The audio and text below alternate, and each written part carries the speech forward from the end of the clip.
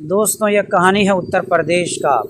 उस रात बाहर मौसम बहुत नासाज हो रहा था और तेज़ बारिश के साथ बिजली की करकराहट पूरे घर में गूंज रही थी।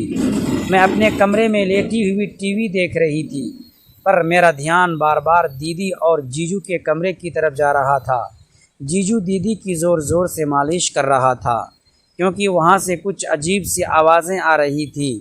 दीदी हमेशा से ही बहुत ही खूबसूरत रही हैं।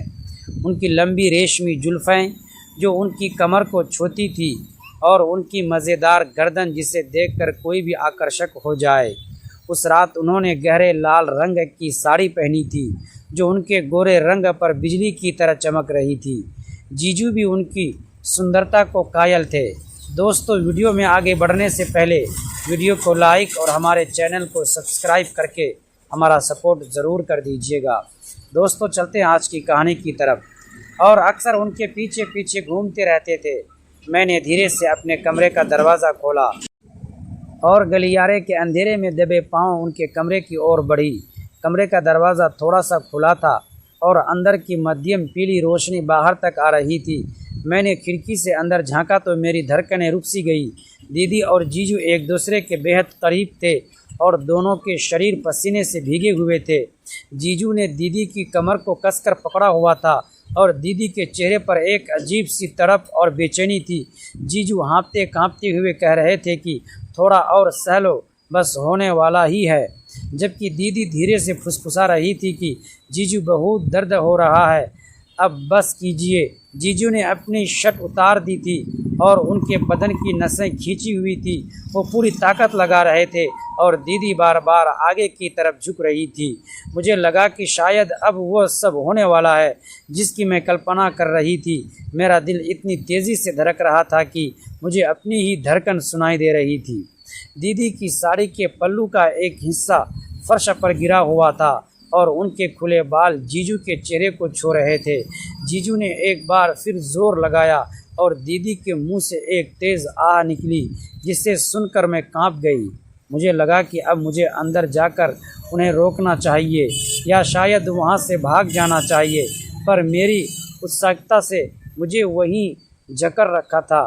जीजू कह रहे थे कि देखो, अगर अब ढीला छोड़ा तो ये फिर से फंस जाएगा और हमारी सारी मेहनत बेकार हो जाएगी। दीदी ने रोते हुए कहा कि पर यह बहुत अंदर तक घुस गया है और मुझे चुभ रहा है।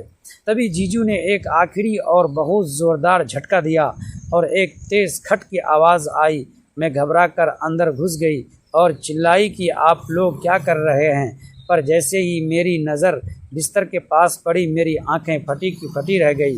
वहाँ कोई बिस्तर का खेल नहीं चल रहा था, बल्कि दीदी का कीमती हीरे का पेंट उनके भारी लकड़ी के बेड के सिरहाने और दीवार के बीच बहुत ही बुरी तरह फंस गया था, जिसे निकालने के चक्कर में वो दोनों पिछले आधे घंटे से बेड को खिसकाने की कोशिश कर रहे थे और दीदी का हाथ उस संकरी जगह में फंस गया था जिससे उन्हें दर्द हो रहा था। जीजू जो पसीने से तरबतर थे, उनके हाथ भी दर्द कर रहा था।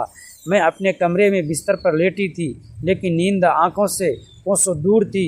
पता नहीं क्यों मेरा ध्यान बार बार दीदी और जीजू के कमरे की तरफ जा रहा था। उनके कमरे की लाइट अभी भी जल रही थी, जबकि घर के बाकी सारे कमरे अंधेरे में डूबे हुए थे। शुरुआत में मैंने खुद को समझाया शायद बात कर रहे होंगे या टीवी देख रहे होंगे, लेकिन फिर अचानक एक अजीब सी आवाज़ आई, जैसे किसी के धीमे धीमे रोने की। मेरा दिल ज़ोर से धड़कने लगा। मैं उठकर बैठ गई। कुछ पल तक मैंने ध्यान से सुना, फिर वही आवाज़, इस बार थोड़ी साफ।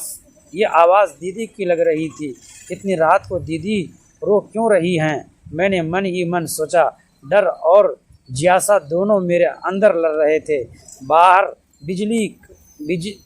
बिजली कड़की और उसी रोशनी में कमरे की दीवारें जैसे एक पल के लिए जीवित हो उठी। मैंने हिम्मत जुटाई और धीरे से बिस्तर से उतर गई। कमरे का दरवाज़ा खोलने ही वाला था कि हवा का झोंका अंदर आया। गलियारे में हल्का अंधेरा था। दीदी के कमरे की तरफ बढ़ते रहे। हर कद के साथ मेरा हर डर बढ़ता जा रहा था। जैसे ही मैंने उनके दरवाजे के पास पहुंची, आवाज़ें साफ सुनाई देने लगी। मैंने कहा, ना मुझे ये सब पसंद नहीं है। ये दीदी की आवाज़ थी, कांपती हुई, डरी हुई। फिर जीजू की भारी आवाज़ आई, तुम्हें पसंद हो या ना हो, अब यही होगा। मेरे पैरों तले ज़मीन खिसक गई। मैंने कभी जीजू को इस लहजे में बात करते नहीं सुना था।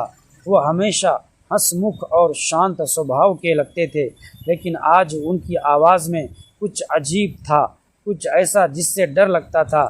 मैंने दरवाजे के छोटे से छेद से अंदर झांकने की कोशिश की।